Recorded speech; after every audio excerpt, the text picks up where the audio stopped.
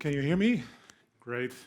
And Yeah, me? so we heard some really awesome stories this morning and this afternoon, and really inspiring stuff that was shared. And a sleep consultant, that seems really a nice role to me. Hey, but yeah, so today we're going to talk about what does it take to actually bring all of this into practice. So we heard a lot about revolution, we heard a lot about products experience, but what does it actually take to bring this into reality? And I'm joined here today by Agnes from Mieux. So maybe you could please introduce yourself a little bit. What's your role at the company? What does the company actually does? Yeah, so I'm mainly looking over the company's product data. That's across multiple systems like PIM, DAM, and our ERP. I'm also looking at different processes we have and how we can improve those. I'm looking at any data flows, see if we can improve those as well.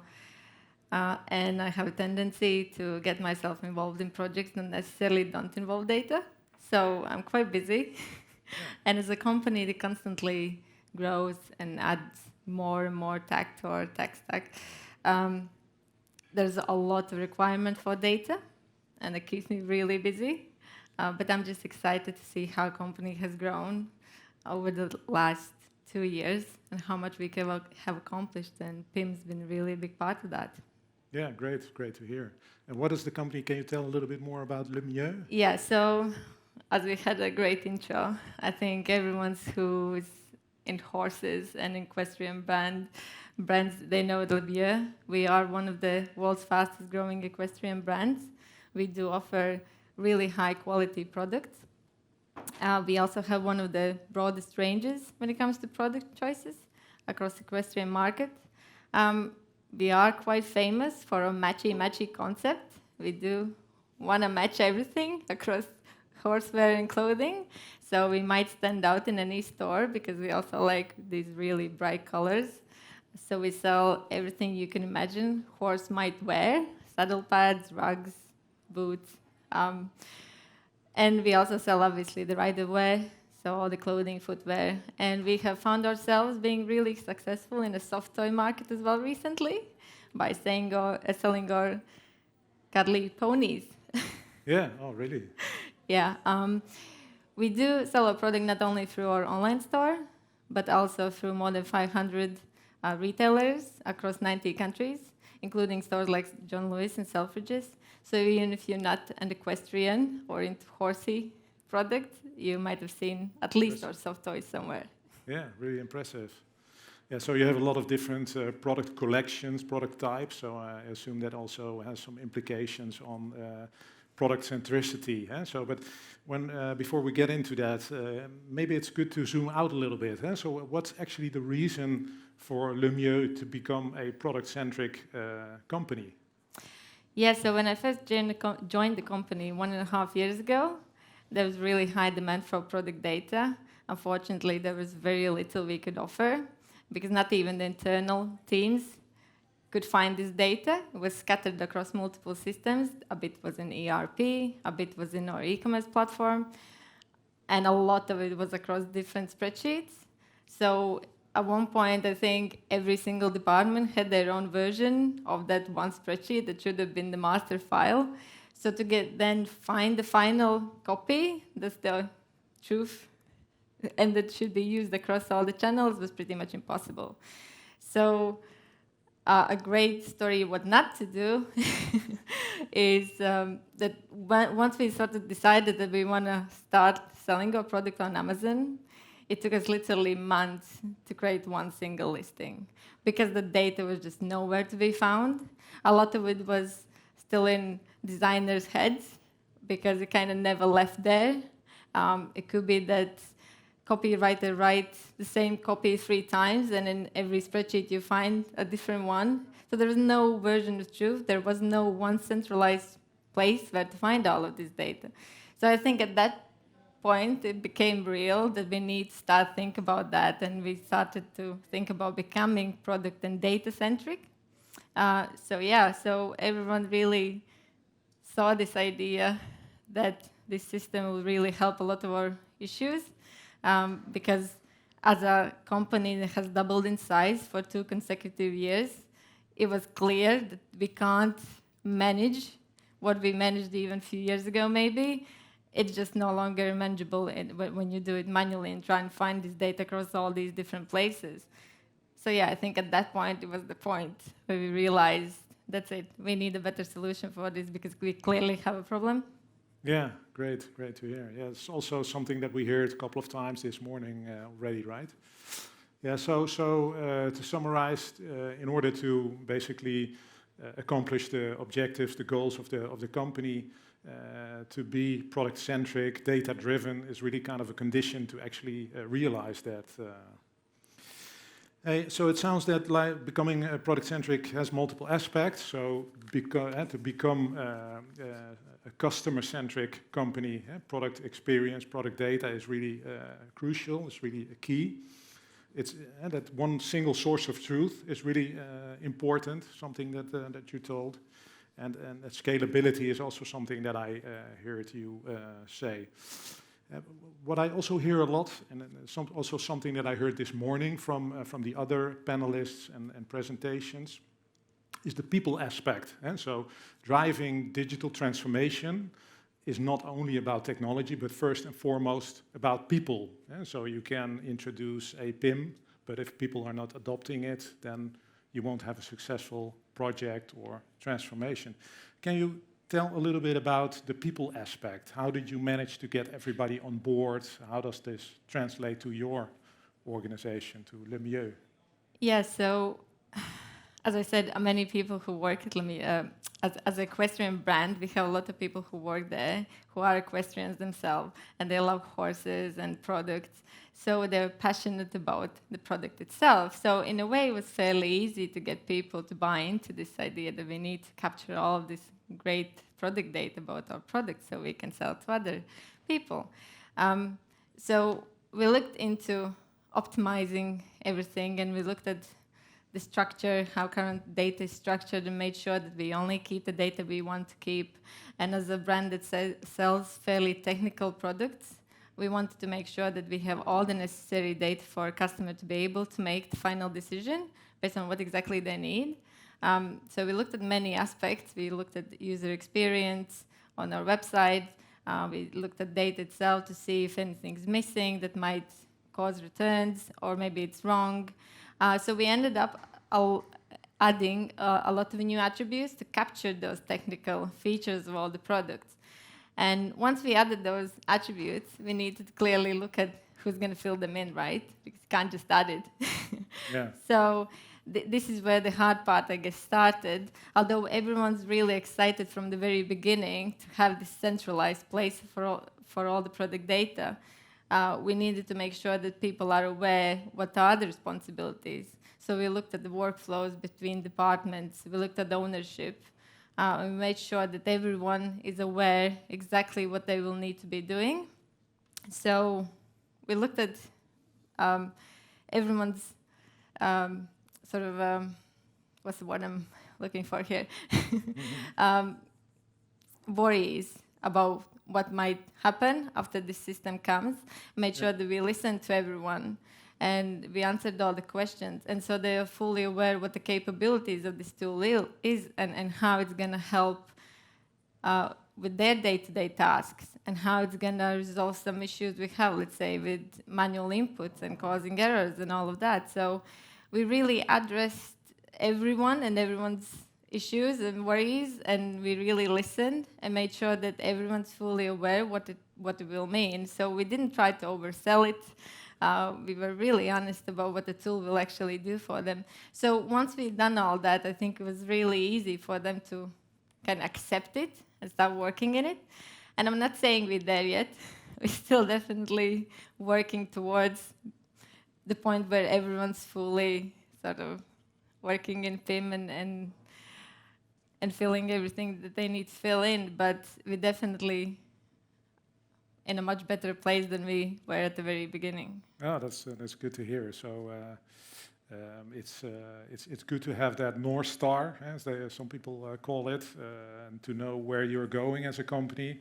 but at the same time also address the concerns that people might have, roles that might change, and to make sure that everybody's on board. And once they are on board, they're happy to contribute basically to the success of the project. Talking a little bit about changing of roles, because that's also something I heard this morning from Karl Lagerfeld, for example, that they have something called prompt engineers. Does digital transformation, becoming a product-centric company, did it also introduce new roles at Mieux, for example? I think my role was new, that's Okay. for sure. Yeah, I was hired because we wanted the PIM. So the realization that we need PIM was before me. But I'm very happy that I was part of that transition. But yeah, it definitely has opened more doors. And as we're becoming more and more product and data centric, I think we're starting to value data more. And I love data. I love working with data. I love getting insights from data. And not everyone does.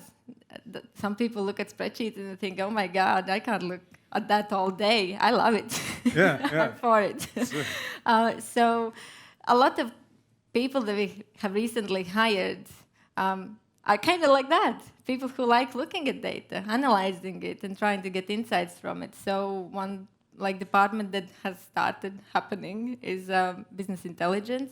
So we're not only trying to get data for products, but we're also looking at overall data and how everything we do has a bigger impact. So it could be that it's the product data that's driving sales, but how do we know if you don't manage that, if you don't capture it anywhere, if you don't analyze it?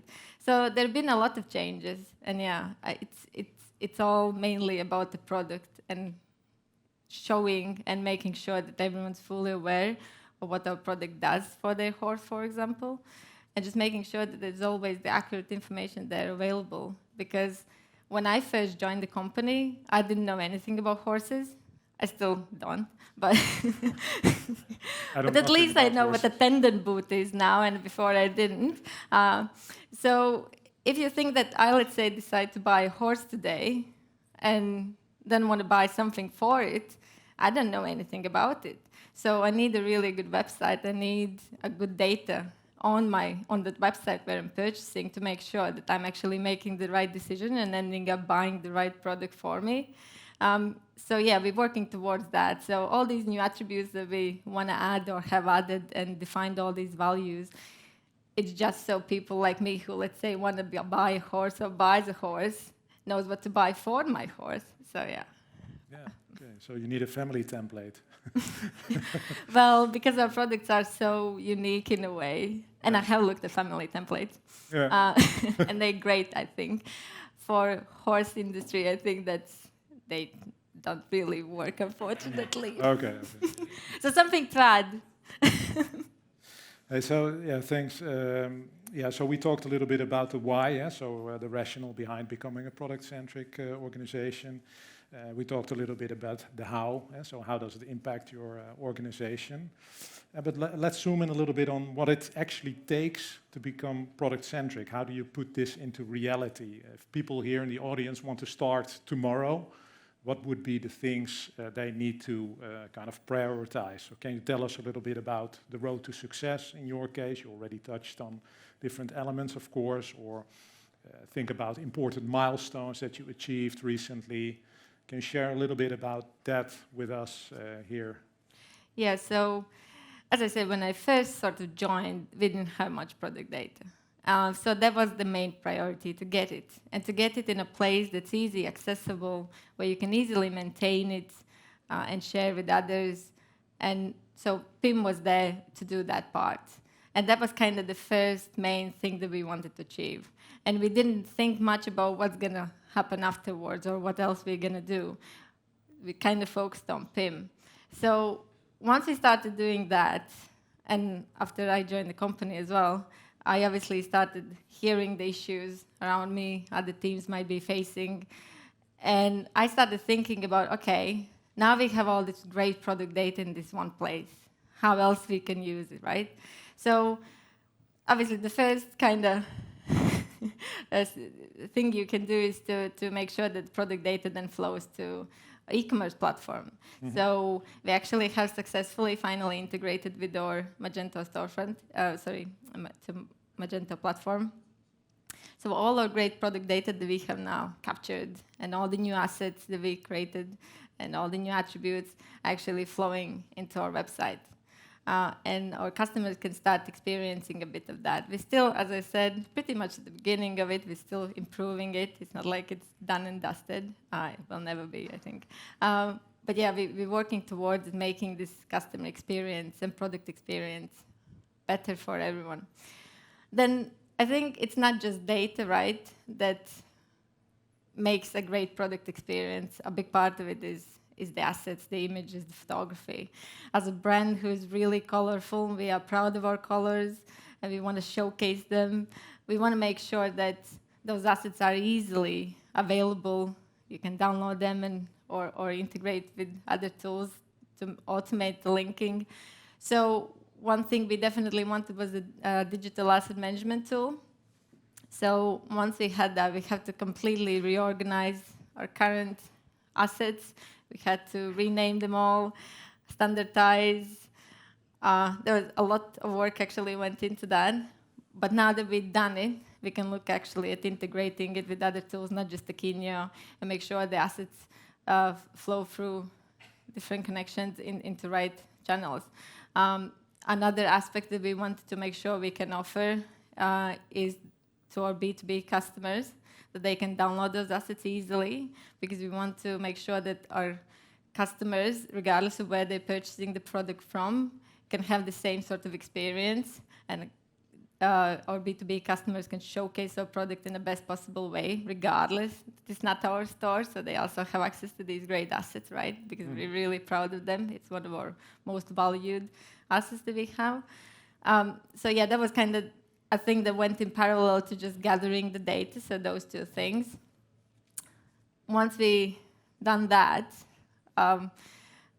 again, it's still in the process in a way, but we are getting there. We're saving a lot of time now for other teams to actually do their jobs, rather than manually clicking around and trying to link things. So that's a great improvement. And now that also we have data flowing to Magento, that's also saving a lot of time. So what we're seeing here is that people actually start doing their jobs rather than these manual tasks, which also means that there's less and less errors for everything, because we had loads of those. And PIM has solved that a lot, because you can see the quality, you can see the completeness, you can go in product by product if you want, and you can make sure that everything is actually correct. So there's been a lot that's improved since we got to PIM.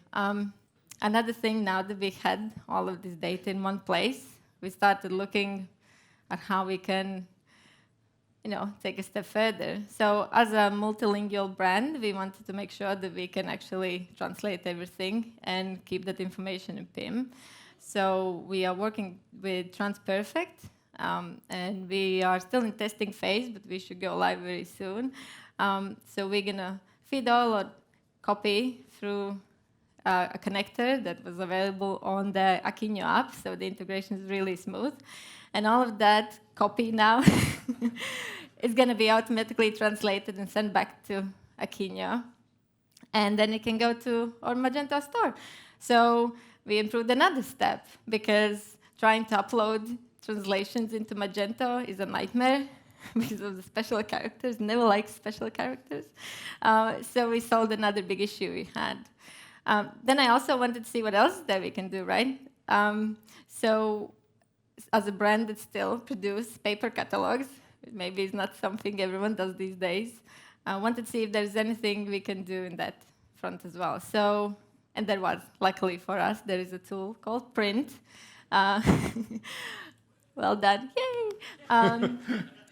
So we are using Print now to streamline that process as well. And because we now translated them, we can also use the translations, because catalogs were, and it still is, a big part of how we do our business.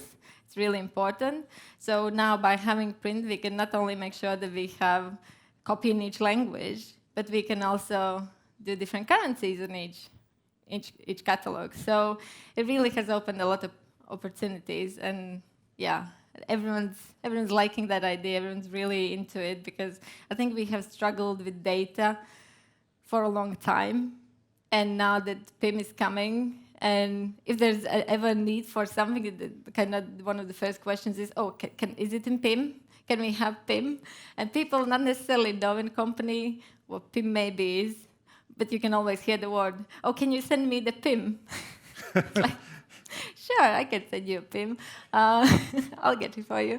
So yeah, it's not necessarily that everyone's maybe fully aware what exactly PIM does, but everyone's aware that there is some kind of PIM, and they all want it.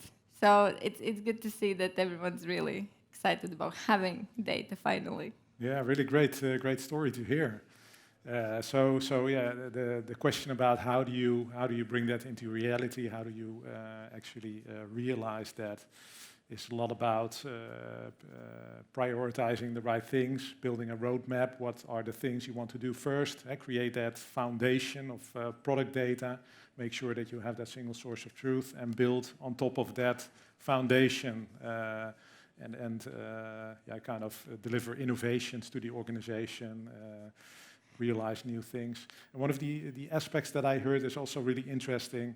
It also relates a little bit to the people aspect, is that people now start to do the things they actually love instead of managing cumbersome tasks, integrations, that kind of stuff. I think there's a worry about any new tool, and we have a lot of new tools coming in. And I think the first thought is, oh my God, this tool is going to come, it's going to take away what I do, kind of like with AI, right? Everyone's worried AI is going to come and take away their jobs. But it's not. I think the tools are there to help you make your job better, do your job better. Let's say print itself. I think there's a worry that this tool is going to come and take away designer's job, but it's not. It just enhances and makes you more creative. You can be more creative because now you don't need to worry about manually typing in the data. It's all there now. What you can worry about now is making sure it looks pretty, right? So tools themselves don't really solve issues. It's getting everyone understand what the tool will do for you. Make sure that they are aware and that they don't feel afraid of this new tool, but they're fully aware how they can actually utilize it to make their day better, because it's not there to take their job. Yeah, absolutely. Hey, really interesting insights. One thing that I also want to hear from you is, did you need to adjust your plans along the way? So you had kind of the goal, the objective, the North Star right from the start. This is where we need to go. We need to build that foundation. But are there any things that you needed to adjust along the way moving forward? I think everything was adjusted in a way. As I said, we kind of started with the idea that we need to get the data in PIM so everyone can quickly access it, you can download it, whatever. But as we started using the tool, we more and more realized what it can actually do for us. Well, I realized definitely. So I tried to then push for these other things that we could do, like a print, for example. I just saw a potential there. So yes, you need to have milestones. You have to have your main goals, what you want to achieve, and a deadline is great. But I think you need to still be flexible and adapt. So if something comes along and you can use it to improve your day or someone else's day, jobs, and overall it will be a big benefit for the company, I think you should. Because if it's there, why not? If it's going to only improve your product data or data overall or help your day-to-day job, then you should. So being too strict and aiming only for one achievement, I think not necessarily is gonna or is the best thing. So yeah, I think keeping an open mind, but obviously keep an eye on that goal that you want to achieve, but being flexible. And if you need to adapt, you need to adapt. If you need to change your plans, that's fine. It's just, you know. Good to hear. Good to hear. Hey, so some conclusions, some takeaways. So this was already one great takeaway. We'll put it on the screen. So basically, your company cannot be customer-centric without a good foundation of product data. What we heard is, apart from the technology, it's really important to get the people on board. So managing the people's expectations, managing the fact that they know where you're heading with this project, with this transformation, address any concerns that they might have. Also, at the same time, address kind of measurable criteria. So how do we measure success, basically? I think that's also important. But also at the same time, don't want to kind of be too strict, as you called it. So don't be afraid to adapt your plans along the way, and then you will be successful in the end. I think that's really interesting to hear. I might have missed some key takeaways, but hey, so it's really inspiring to hear from you how you've built a product-centric organization and what impact this had on Le Mieux. And of course, we are also very honored that Akinio can play an important role in that, in delivering that vision. We're almost at the end of this panel presentation, but what would be the one thing that you would recommend to the people here in the audience wanting to start tomorrow?